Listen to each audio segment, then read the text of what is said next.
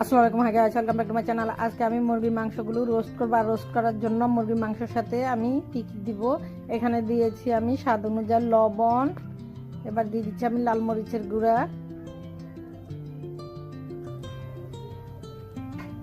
দিয়ে দিচ্ছি পরিমাণ মতো আদা রসুন।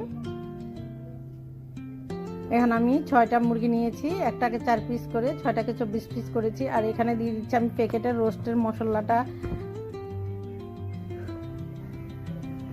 দিয়ে এবার এগুলোকে সবগুলোকে ভালো করে মাখাবো।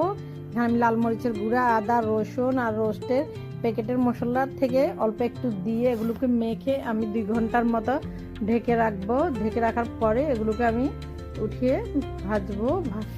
ভেজে তারপরে এগুলোকে আমি রোস্ট করব। দেখুন, এগুলোকে মেখে 2 ঘন্টা রেখে দিলে এগুলোর ভিতরে মশলাগুলো ঢুকে খেতে আরও টেস্টও ভালো হয়, অনেক মজা হয়।